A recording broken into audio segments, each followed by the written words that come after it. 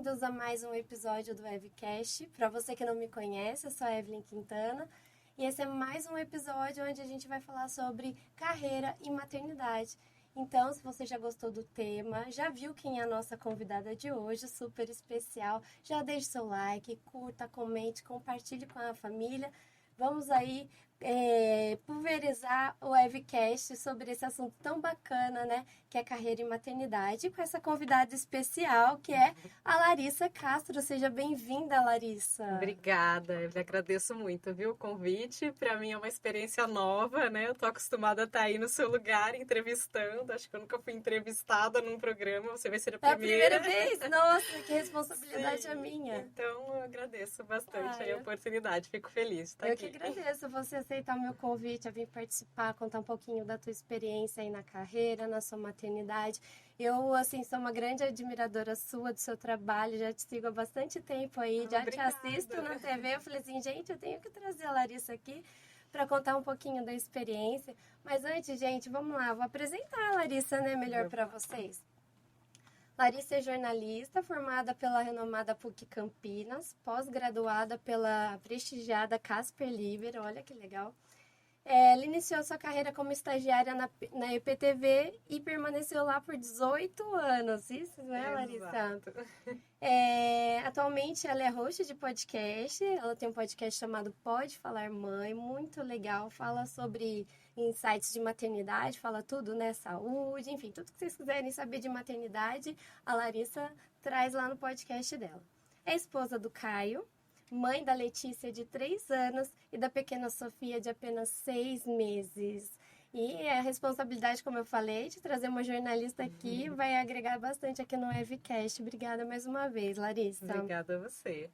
Para a gente começar o nosso bate-papo, então, eu queria saber um pouquinho mais da sua carreira, como é que você começou aí na área da comunicação, no jornalismo. Sim. Bom, como você já adiantou, a minha experiência inteira, né, profissional foi toda dentro da EPTV. Eu comecei lá ainda como estagiária, no início do 3º ano de faculdade, então fiz 2 anos de estágio e ao final do estágio surgiu uma vaga e lá fiquei, né? Então já são 18 anos aí nessa jornada. Quando eu fui fazer jornalismo, eu não imaginava em trabalhar com vídeo, né? Não era um desejo que eu tinha. Eu gostava muito de escrever. Naquela época ainda se lia muito jornal impresso, né? Então a minha visão como jornalista era escrever mesmo notícias, não era aparecer na televisão, nada disso. Mas na época o estágio da EPTV era uma coisa muito concorrida, né? Entre os estudantes de jornalismo, todo mundo tinha muito interesse. E eu fui, me aventurei, acabei entrando e acabei me apaixonando, né? Para minha surpresa, exato. Então lá dentro é que eu tive assim o contato mesmo direto com essa questão da produção, da rotina mesmo de uma redação e, enfim, literalmente me apaixonei lá, fiquei, né? Passei por diversas áreas ao longo desses anos. Minha primeira experiência no vídeo foi gravada, eu fazia a previsão do tempo na época.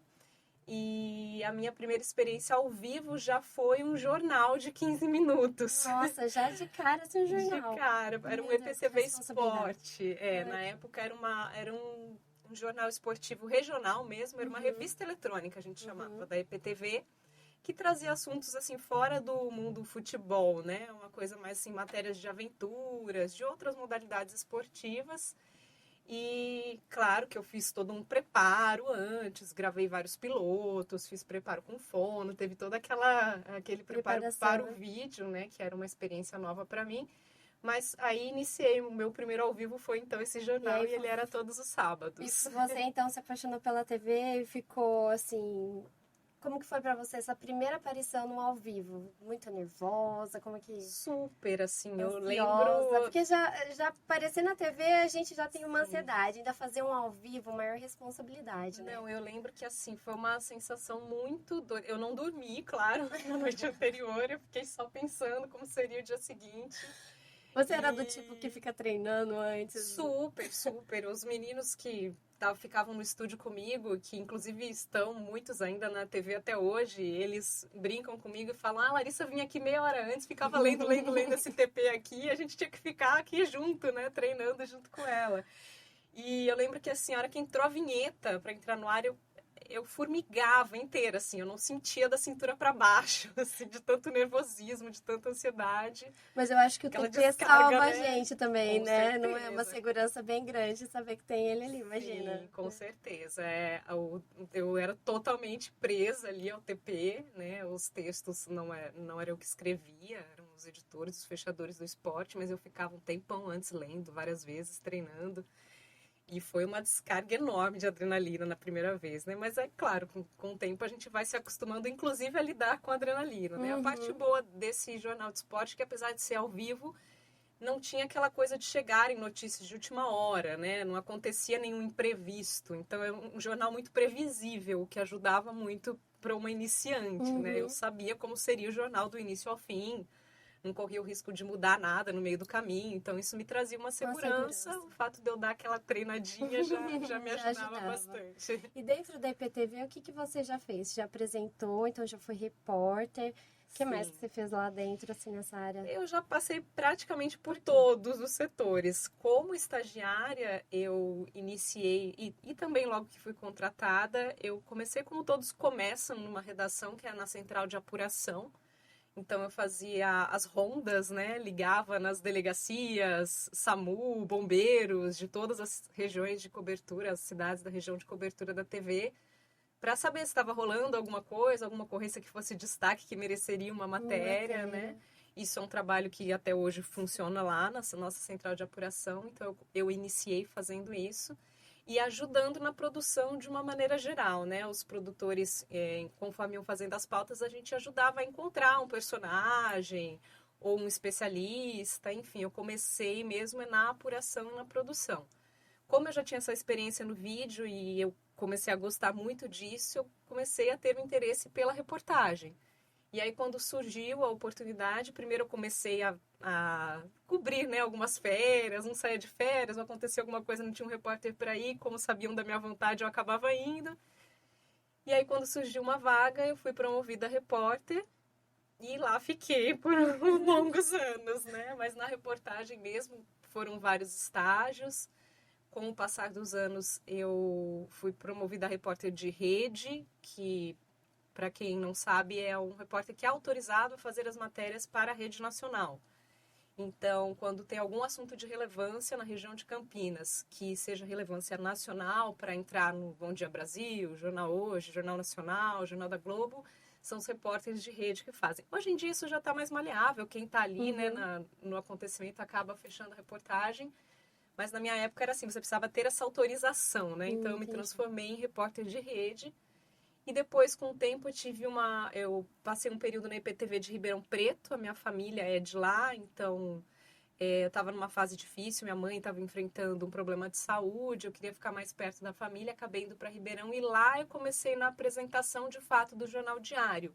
Que legal. Eu passei 5 anos apresentando o EPTV2 em Ribeirão, até depois retornar para Pra cá. Campinas e onde fiquei. Aí aqui eu segui nesse ritmo, na reportagem, mas quando tinha alguém de férias ou finais de semana de plantão, eu acabava fazendo Cobrir. também a apresentação. Ai, que E os legal. últimos anos eu tive bastante experiência na edição, porque durante a gravidez, na minha volta de licença maternidade da minha primeira filha, foi em plena pandemia, então para me pouparem, fiquei internamente trabalhando só na edição e na apresentação. E nessa última gravidez também, foi uma gravidez um pouco mais delicada, eu tive que ficar mais de repouso, eu não podia me expor muito. A rotina mesmo da externa é um pouco mais complicada, a gente acaba se Uhum. esforçando, ficando no sol, ficando muito tempo em pé. Então, acabei, nos últimos 3 anos, acho que eu fiquei mais dentro da redação do que na reportagem Na de fato. reportagem. Então, eu passei por tudo, toda essa Todos os experiência. Já mediei setores. debate político, né? Eu atuei bastante nas coberturas políticas da IPTV, tanto em Ribeirão como aqui. Então, acho que eu posso dizer que eu aprendi um pouquinho de De tudo. tudo, né? Nossa, que Sim. legal. E assim, como repórter, o que é legal é que você sai a campo e vê de tudo, fala de tudo, né? Tem alguma experiência assim que te marcou, que chamou sua atenção, que pra você na carreira é inesquecível, assim? Tem algumas, acho que de momentos diferentes, né? Eu acho que a minha primeira entrada ao vivo em links mesmo na rua me marcou muito, porque foi num momento muito...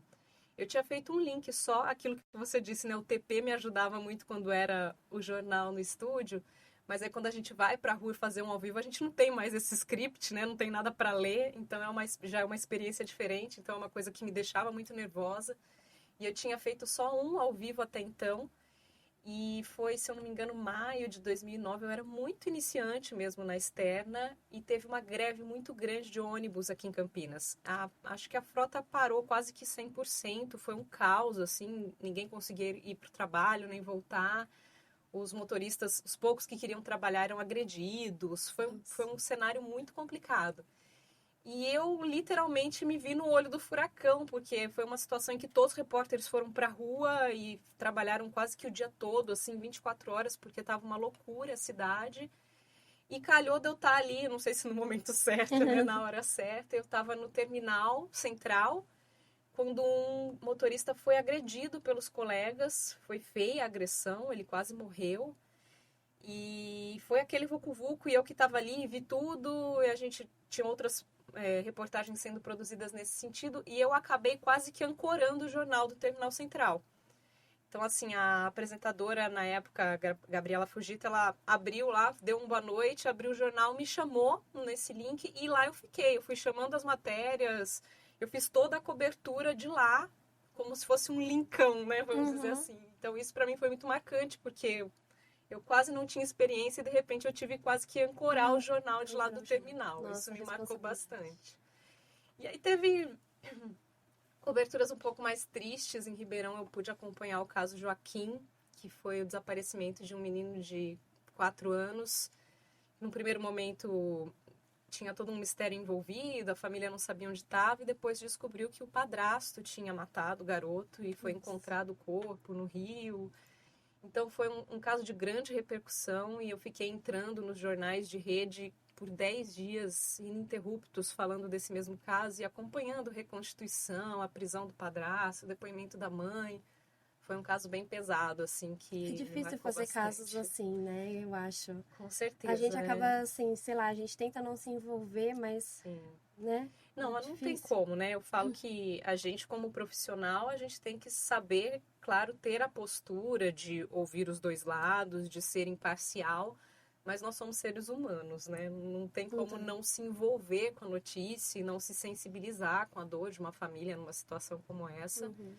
E essa me marcou bastante. Eu nem era mãe na época, acho que se eu fosse, teria sido um pouco mais intenso. Mas essa também me marcou. E outras muito positivas, assim, viagens internacionais que eu tive a oportunidade de fazer, reportagens especiais. Inclusive, coincidência ou não, uma série que me marcou muito foi sobre mães, que eu fiz na Semana do Dia das Mães. Eu não era mãe ainda, mas eu ouvi histórias muito bonitas, assim, de mães que também me marcaram bastante. Acho que essas são as que me vêm à cabeça no momento, mas foram várias. E vem alguma coisa na sua cabeça também em relação a gafes? Alguma ao vivo, só gravada? Porque gravada dá pra você corrigir, né?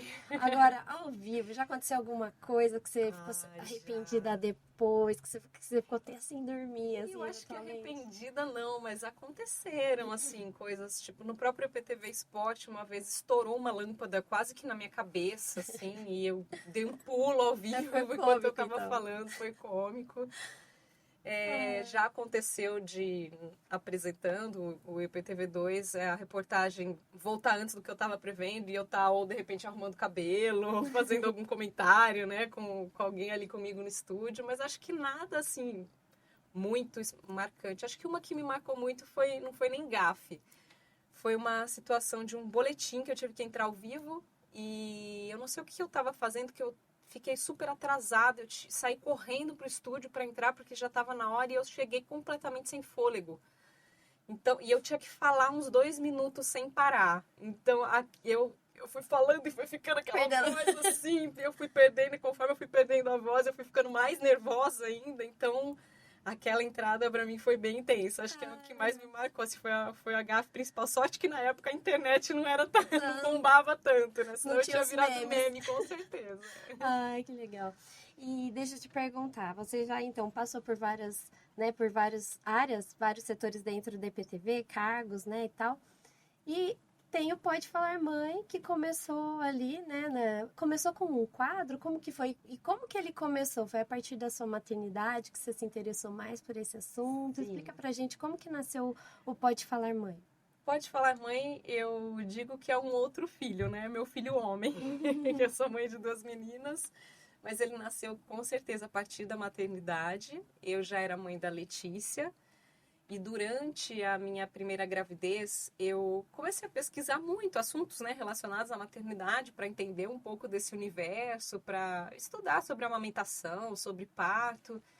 E a gente tem uma vida muito corrida, né? Não dá tempo de você parar. Eu lembro que eu comprei vários livros, não li nenhum, assim, eu lia 2 páginas e deixava porque não tinha tempo.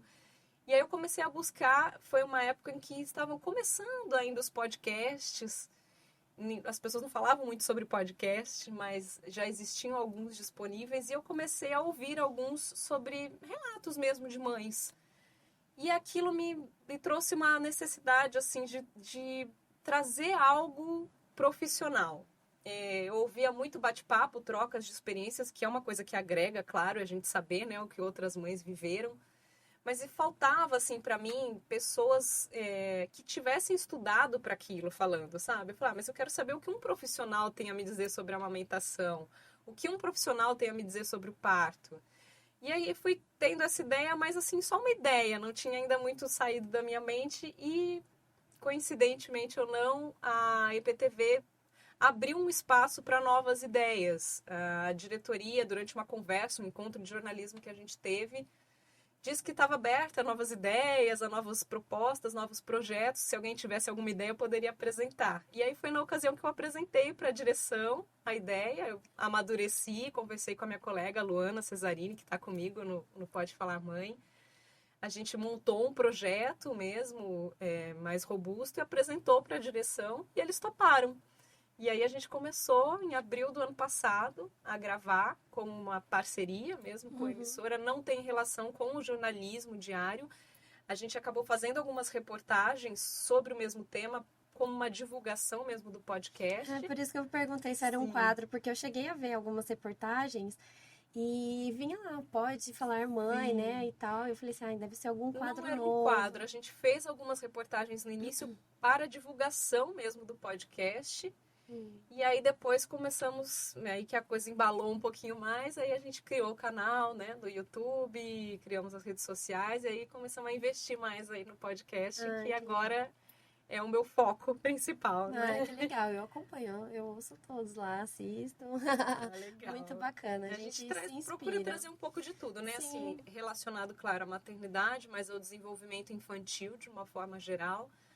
Mas a nossa ideia é sempre essa, assim, trazer profissionais renomados que a gente confia e que a gente sabe que estudaram para aquilo, para que seja uma fonte mesmo de informação confiável para as mães, porque é um momento tão delicado, né? A maternidade, a gente tem tantas dúvidas, tantas angústias. Muitas. Que e se você coloca na internet, você acha tanta bobagem também, né? Nossa, você tem que no saber Instagram, filtrar. então, Exato. então, né?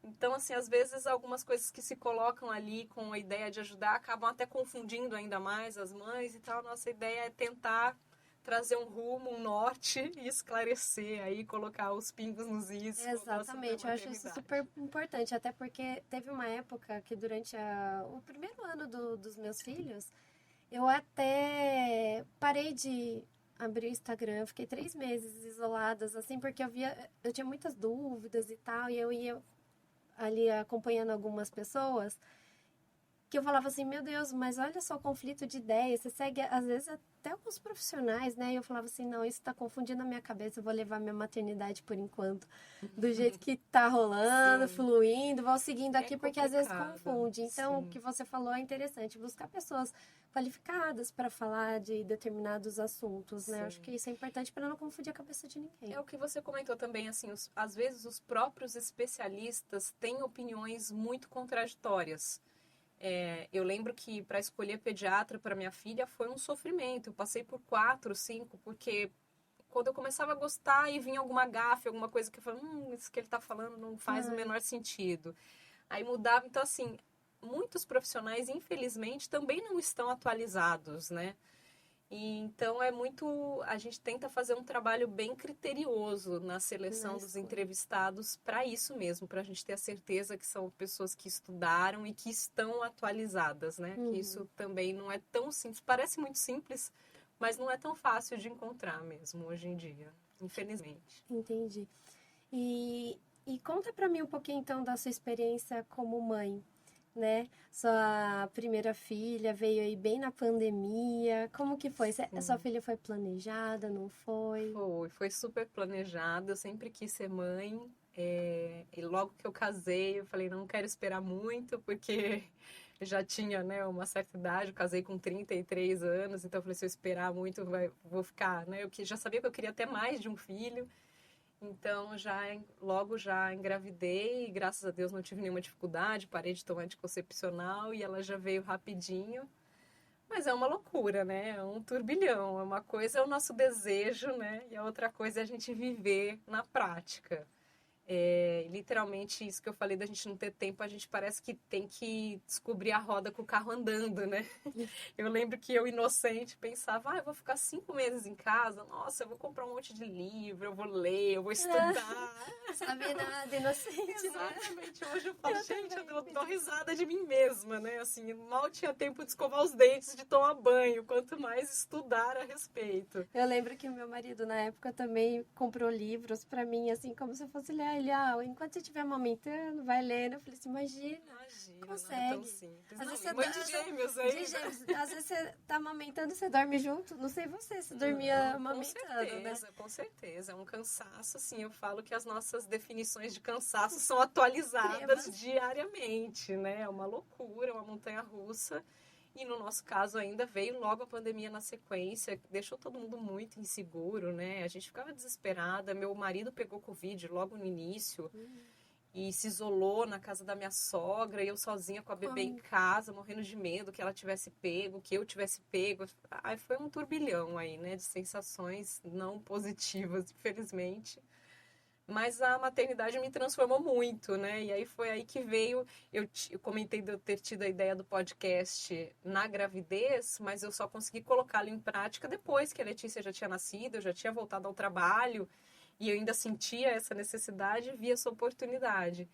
Porque a gente vê que é um universo muito desconhecido e é tudo muito diferente, né, para cada mãe. Eu falo que às vezes a gente conversando com outras mães a gente vê que são visões diferentes, são angústias diferentes. Claro, são os mesmos desafios, né?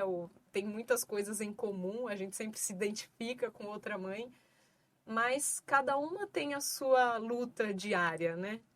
Então, isso me transformou muito. Eu falei, não, eu preciso, como jornalista, eu sempre fui apaixonada pelo jornalismo, por essa ideologia de ajudar as pessoas, né? De usar a minha profissão como um instrumento de ajuda.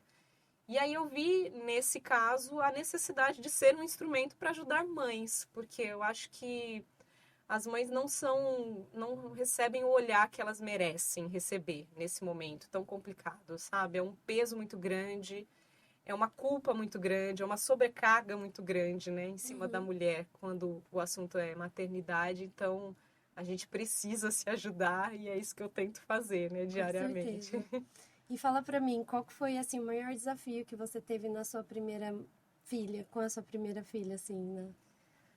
Quando Olha, nasceu, amamentação, privação de sono, eu acho que o ou... primeiro é a privação de sono, com certeza, né? Assim, eu tive uma decepção com relação ao parto, que eu queria muito um parto normal e eu acabei tendo que fazer uma cesárea. Porque a Letícia era pélvica, né? Ela estava sentada na minha barriga. Eu fiz vários exercícios, milhões de coisas para tentar fazer ela virar e não deu certo. Ela permaneceu e eu sabia, claro, que tem profissionais que estão aptos a se arriscarem no parto normal, pélvico, mas eu não quis correr esse risco. Eu acho que eu também não correria esse risco, não. Acabei passando por uma cesárea, não foi eletiva, eu esperei entrar em trabalho de parto e tal, mas para mim foi uma decepção grande. Eu tinha um desejo muito grande de ter um parto normal. Então, eu acho que a primeira lição que eu tive na maternidade foi de que as coisas não vão ser como a gente gostaria, né? E sim como elas devem ser. E depois a privação de sono, sem dúvida, deixa a gente completamente fora do ar, né? Assim, você ficar sem dormir Eu acho que só mãe mesmo sabe como é, né? Eu gravei até um episódio sobre isso, onde eu faço uma analogia aí, eu fiz uma analogia com o cansaço, porque assim, as pessoas acham que sabem o que é cansaço, né? Você vai, você estuda muito para uma prova, vira a noite estudando para a prova no outro dia, ou vai para uma balada, emenda com o trabalho. Você se sente muito cansado, mas você tem um tempo para se recuperar, né? A mãe não tem esse tempo. É cansaço em cima de cansaço, são noites sem dormir, mais noites sem dormir. E você não vai recuperar esse sono perdido nunca, né? Então, isso é uma coisa que tira a gente completamente do eixo, nosso emocional também, né? Fica muito abalado, os hormônios. Então, eu acho que foi o primeiro grande desafio, assim. Eu lembro de madrugadas com ela chorando. A Letícia chorou muito de cólica por muito tempo, até os 6 meses. Ela começou com 15 dias e parou com 6 meses. E era enlouquecedor, assim. Hoje, depois de todas as entrevistas que eu já fiz, eu imagino que ela tinha alguma alergia à proteína do leite que eu não soube identificar. Eu fiz uma dieta errada, enfim. Acho que é isso, né? A gente não tem como saber depois de tanto tempo, mas ela deu muito trabalho com relação à cólica e ela não dormia direito. Então eu tenho a memória, assim, de passar madrugadas com ela chorando no meu colo e eu chorando junto, porque era desesperador, eu não tinha o que fazer e você se sente meio perdida ali, né? Meio sozinha, por mais que você tenha, né, um marido parceiro. Eu tive minha mãe também me apoiando, ficou um período em casa, eu tive toda uma rede de apoio. É isso que eu ia Mas te nessas perguntar. madrugadas A a rede de gente se apoio. sente sozinha, né? Você vê ali é você e seu bebê e mais ninguém, né? E você ainda passou um período sem o seu marido ali junto para te ajudar, que Exato. difícil, né? Pois Eu é. imagino. E assim, na sua segunda filha também, parece que ela veio um pouquinho antes da hora, né? Veio, O que ela que foi aconteceu? apressadinha. O que que aconteceu ali? A gestação já era alguma gestação de Não risco? é. Na verdade, as minhas gestações foram sempre de risco, porque eu tenho uma trombofilia hereditária. É uma predisposição a ter uma trombose. Então, durante toda a gestação, tanto da Letícia como da Sofia, eu tomei enoxaparina, que é um anticoagulante, é uma injeção na barriga diariamente, assim. Então, já não é uma gravidez simples, né? Já é considerada de risco. Mas fazendo o tratamento adequado, né, não teria tanta preocupação. Mas a Sofia, eu não sei se pelo período, ou se logo no início da minha gestação eu passei muito mal, porque eu peguei uma virose da Letícia, né, da mais velha, e eu vomitei muito, muito, muito, a ponto de doer meu abdômen, assim. E eu estava bem no início da gestação. A minha médica diz que não dá para atrelar uma coisa a outra, mas pode ser que isso tenha relação. Mas eu tive um descolamento retrocoriônico, que é como se fosse um descolamento de placenta, mas muito no início, o que me obrigou a ficar de repouso por uns 40 dias, assim, em casa. Então, foi uma gestação que já começou muito desafiadora, porque eu tinha a Letícia, eu não podia pegá-la no colo, eu não podia Não, e a idade que ela exercer. tava, Exato, né? ela não Que é a tinha como atenção, que é... entender exatamente. Então, foi muito desafiador, mas depois tudo desenrolou da maneira adequada e no final ela veio um mês antes da hora. Ela nasceu de 36 semanas. A data prevista para o parto era 14 de abril, ela nasceu 16 de março. Nossa, mesmo. Então foi um susto, assim. Graças a Deus foi tudo bem, ela nasceu pronta. Eu falo que é uma prematura gigante, né? Ela nasceu com 3,5 kg, 50 centímetros. Então, Nossa, assim, não nossa, super precisou. bem grande. Pois é, não precisou de UTI, nada disso, Que graças a bom. Deus. Mas foi um belo de um susto, Ah, assim, não estava imagino, esperando. né? Imagina, nasceu até antes que os meus gêmeos. Que eles nasceram de 37 semanas, mas aí eles nasceram menorzinhos, né? Isso é natural. Sim. Mas eu imagino o susto que você levou, imagina, Foi né? um susto Ai, danado. meu Deus. Mas foi tudo bem e eu consegui realizar meu desejo de ter um parto normal. Na Parto Sofia normal. foi normal.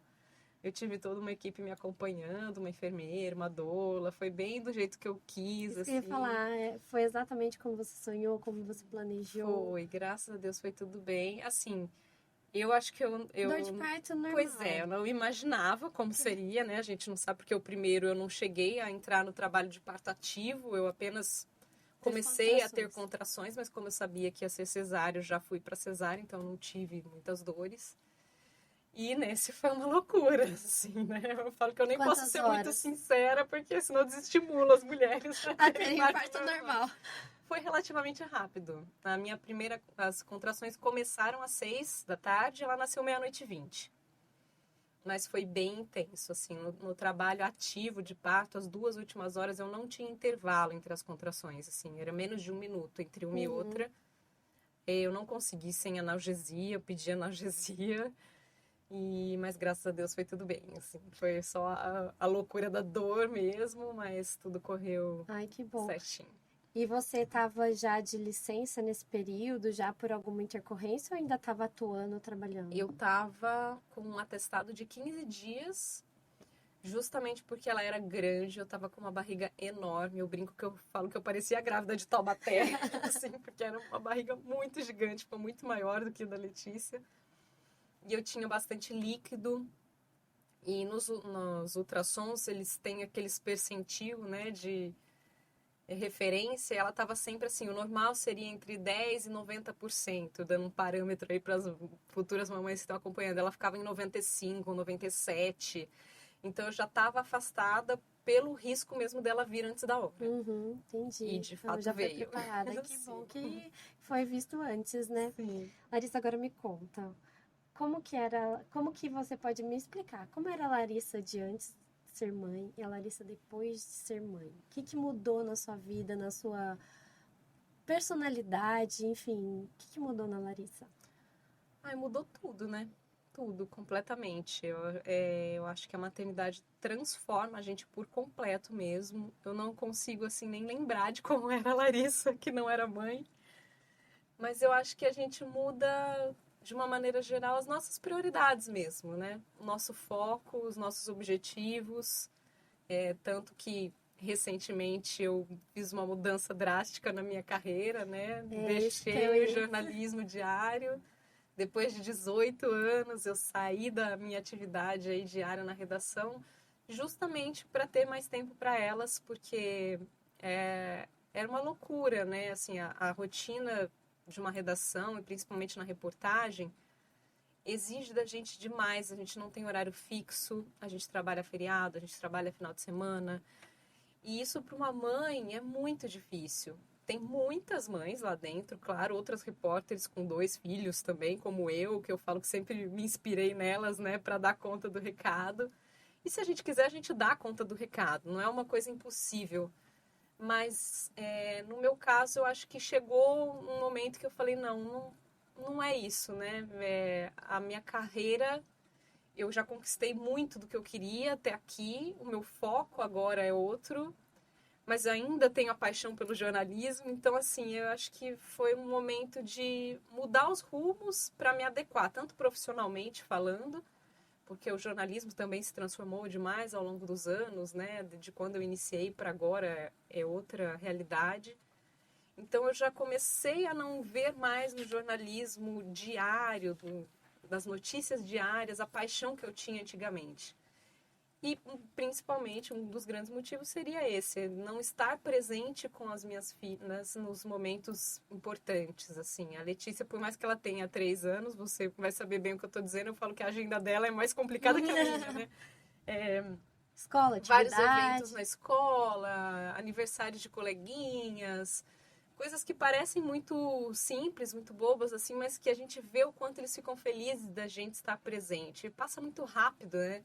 A gente pisca e já não é mais um bebê. Então, durante a minha licença maternidade, eu tive a oportunidade de participar de algumas atividades na escola da Letícia, que eu não poderia ter participado se eu estivesse trabalhando, e eu vi o quanto aquilo foi importante para ela, assim, o quanto ela ficou feliz de me ver ali, de me ver presente. Eu também, né? Me senti bem de estar presente naqueles momentos. E eu falo que eu sou, claro, uma privilegiada por poder tomar essa decisão, porque eu tenho todo um respaldo da minha família, né, financeiramente falando, que também não é tão simples você abandonar uma carreira. Mas acho que foi isso. Foi o principal ajuste Foi que o você principal fez. ajuste e acho que é a principal mudança. Eu acho que a Larissa, antes da maternidade, jamais pensaria em abandonar a loucura do jornalismo diário. Assim, era uma paixão muito grande para mim. E essa paixão foi mudando de foco. Quando você planejou, então, ser mãe, assim, falando um pouco até por mim, assim, eu ficava assim, nossa, será que eu tô preparada? Será que é a hora? Você pensava nisso? Porque, assim, às vezes a gente tem uma rotina de que a gente gosta de sair com o marido, a gente gosta de viajar. Às vezes a gente chega cansado do trabalho, a gente não quer pensar em fazer um jantar, alguma coisa, qualquer coisinha que você comer tá bom, um Sim, lanchinho, né? Você pede alguma coisa e depois que você tem o filho, você tem uma responsabilidade, né? sim, com certeza. Total de cuidar da criança ali, né? Eu acho assim, eu não fiquei ponderando muito isso, porque eu brinco que eu falo que se a gente pensa muito, a A gente gente não não tem tem filho, filho. né? E porque, inclusive, antes de ter filho, uma coisa que me passava pela cabeça, é até engraçado dizer, eu pensava, gente, mas eu não consigo me programar para fazer as unhas. Como que eu vou fazer com uma criança? Isso era uma coisa que me pegava, assim, falei, tem semana que eu não consigo parar e fazer a unha, não consigo. O que eu vou fazer? Como eu vou fazer com uma demanda de uma criança dentro de casa? Mas, assim, é aquela velha história do tem que dar certo, né? Se Uhum, você quer e vai acontecer, você acaba se ajustando.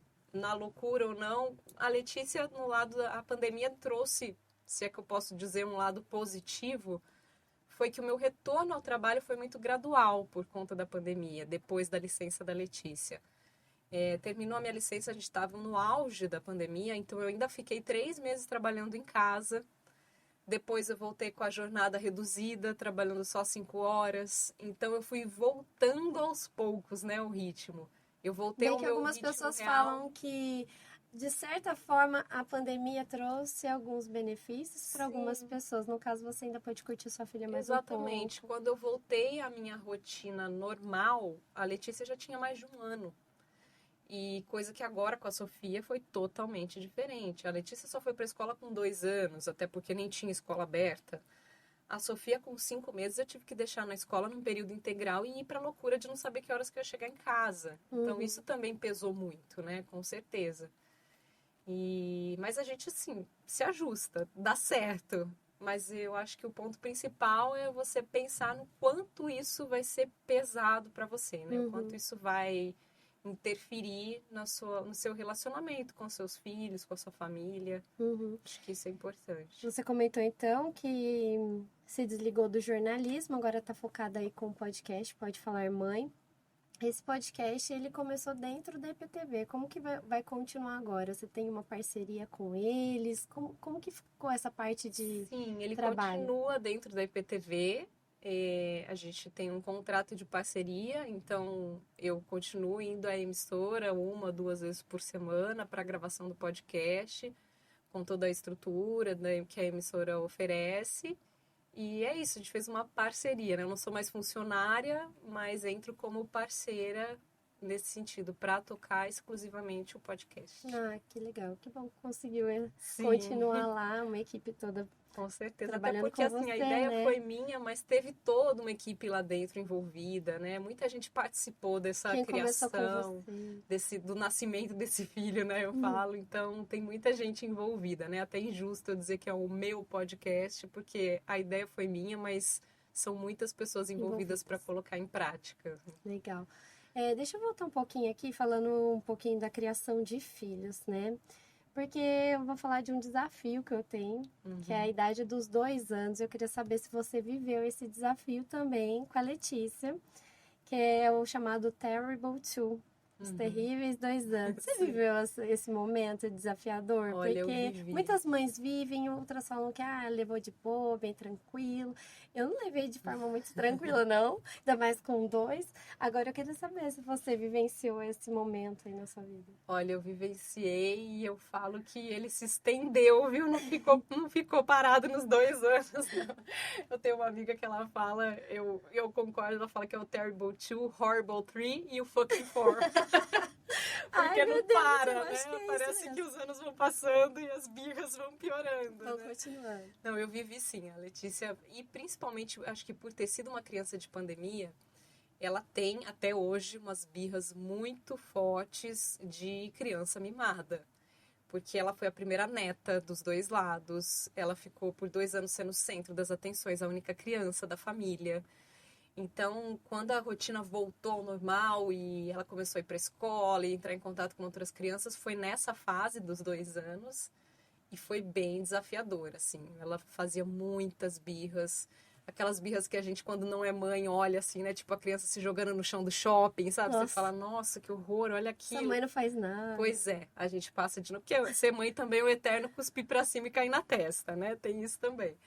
Mas ela teve sim. E hoje em dia, as birras têm me preocupado também com relação à irmã, né? Ela também tá sentindo um pouco de ciúmes e quer chamar atenção. Então foi emendando, né, uma fase na outra. Teve o Terrible Two, o início na escola, a descoberta aí que dizem, né, que começa a descobrir que o mundo não gira em torno deles. A minha cunhada teve bebê, então surgiu outro bebê na família, depois eu fiquei grávida, então para ela lidar com todas essas mudanças não foi fácil, não. E a gente vai indo na onda, né? Vai tentando lidar com as birras, com os desafios aí, que não é fácil. Ai, nossa, nem me fale. Os meninos, nossa, deram tanto trabalho com 2 anos que eu tive que colocá-los integralmente na escola. Falei assim, ou eles ficam o dia todo na escola ou eu vou pirar. Sim, porque eu não trabalho, não tenho uma atividade mais fora. Eu abri mão de um trabalho para me dedicar ao tratamento, no caso que eu fiz. E assim, quando eu fiquei só com eles chegaram nessa fase menino, eu achei que eu ia ficar louca, sério. Sim.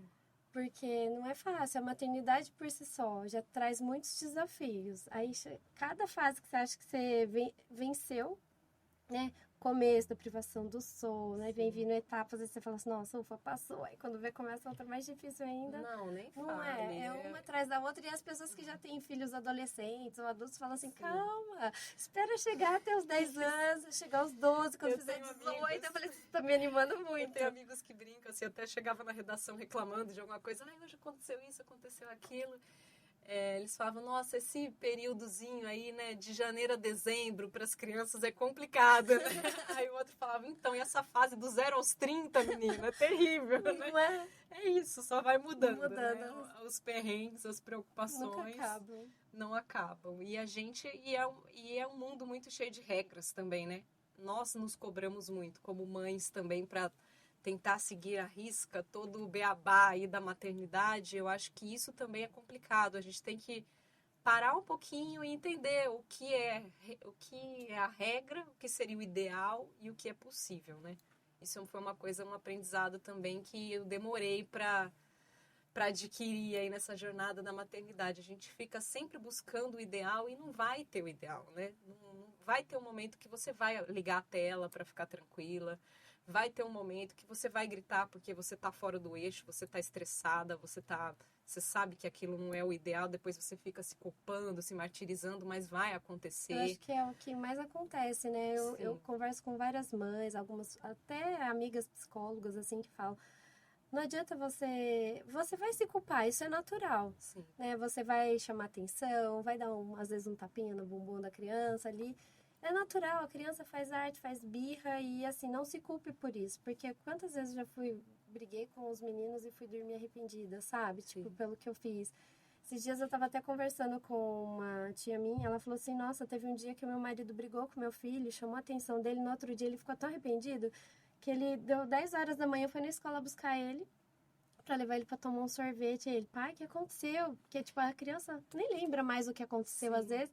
O que aconteceu? Não, filha, eu só tava com vontade de tomar um sorvete com você. Vamos tomar um sorvete? Não, a gente se culpa tipo, a gente se culpa. Assim, claro, a gente não queria fazer nada, mas assim, às vezes é inevitável e a gente às vezes tem que corrigir, chamar atenção. Acho que, né? Acho que faz parte da criação, né? Não, mas a gente se culpa em... A culpa é uma coisa que acho que a mãe carrega eternamente, né? A gente se sente culpada desde o primeiro momento, assim, são N exemplos, né? A mãe que não consegue amamentar se culpa por ter dado fórmula e fica pensando se deveria ter tentado mais. A mãe que coloca na escola se culpa porque não está em casa com a criança. Ou porque pôs antes da hora. Ou porque colocou acha antes que da colocou hora. antes da Exatamente. hora. Fica no período integral e não meio período. A criança passa 10 horas na escola. Nossa, eu sou culpada. É tudo nossa culpa, né? Isso é muito complicado na maternidade. A gente se sente culpado por absolutamente tudo. A criança não come direito. Fui eu que não introduzi direito os alimentos. Eu não soube apresentar. Eu não soube cobrar. Tá viciado em televisão. A culpa é minha que apresentei a tela. E acho que isso também parte muito da sociedade, de uma maneira geral, né? Essa sobrecarga na mãe é uma coisa muito intensa, muito intensa. Se a gente levar a fundo, assim, até que eu comentei no shopping ou num local público, você vê uma criança fazendo uma arte ou se colocando numa situação de risco, né? Se pendurando em algum lugar, enfim. É que a pessoa fala, cadê a mãe dessa criança? Não fala, cadê o pai? Exatamente, é bem isso. Exatamente. A culpa é sempre da mãe, né? Então a gente fica numa noia, numa paranoia mesmo. Mas é isso, é um eterno saber lidar, né? Com a culpa, com o que é real, com o que é possível e tentar se adequar à realidade da melhor maneira possível. Eu falo que toda mãe é a melhor mãe que pode ser para o seu filho. E é isso que a gente tem que ter em mente, né? Eu tô fazendo o que eu posso? Tô, então eu não tenho culpa de nada, né? Eu acho que é isso que a gente tem que interiorizar como mães. Exatamente. Larissa, então para a gente encerrar, a gente já está com o tempo bem curto aqui. Eu queria que você deixasse para mim 2 conselhos, tá? Então, primeiro, já continuando o assunto aqui de maternidade, para as novas mamães, né? Quem está gestante, quem acabou de ter o filho ou que está com o filhinho bebê, o que você pode deixar de conselho com base na sua experiência de mãe e no seu trabalho, né? Hoje também, como Sim. Pode Falar Mãe.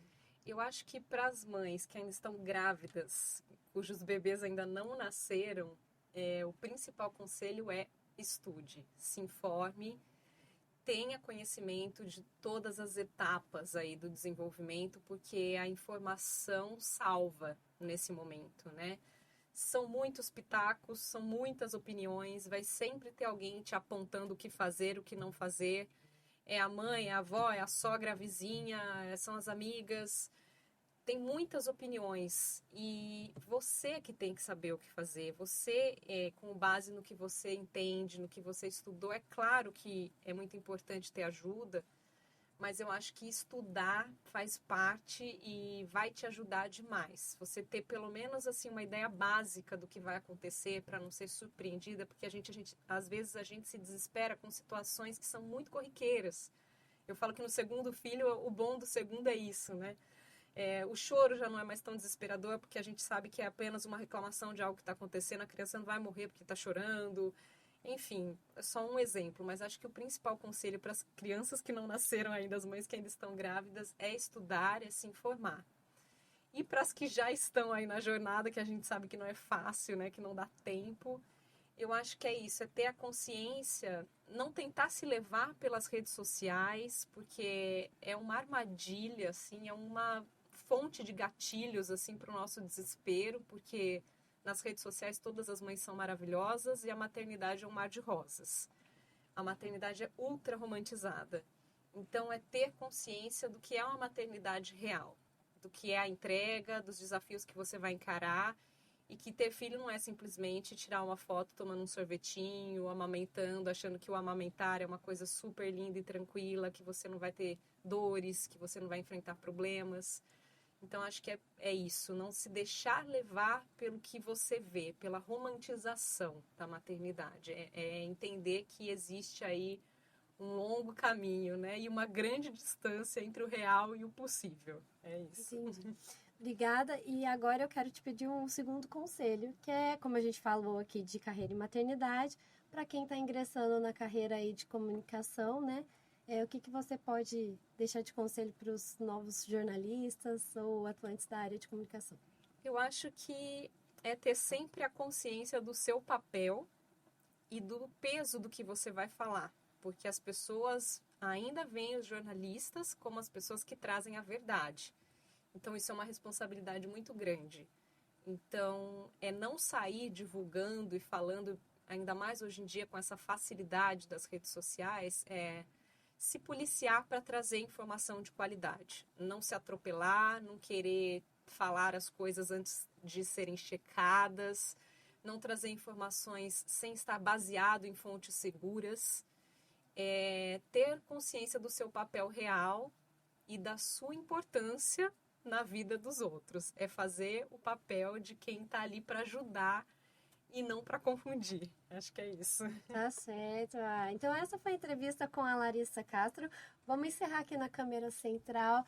Larissa, obrigada. Deixou aí conselhos valiosos para quem está iniciando a carreira no jornalismo, para as mamães, para as gestantes, né, futuras mamães. Compartilhou uma história muito bonita sua aí, sua experiência da maternidade, do seu trabalho, de como nasceu um projeto tão bacana que contribui e agrega tanto aí para ajudar, né, as mamães e tentantes também até, né, conhecer mais desse universo da maternidade. Obrigada por compartilhar a tua história, por vir aqui no Webcast conversar comigo e trazer tanta informação bacana. Se você gostou, então, já deixe seu like, curta, comente, compartilhe, porque esse bate-papo com a Larissa foi muito legal, né, Larissa? E aí, curtiu de participar aqui com a gente? Muito, eu agradeço imensamente esse espaço e espero ter contribuído. E o Pode Falar Mãe está aí à disposição para as mamães que querem se informar, que querem ter acesso à informação de qualidade. Esse é o nosso papel. E obrigada mais uma vez, foi um prazer enorme. Imagina, adorei o bate-papo. Eu que agradeço, eu que estou feliz com a sua participação aqui. Gente, é isso, até o próximo Webcast. Tchau, tchau.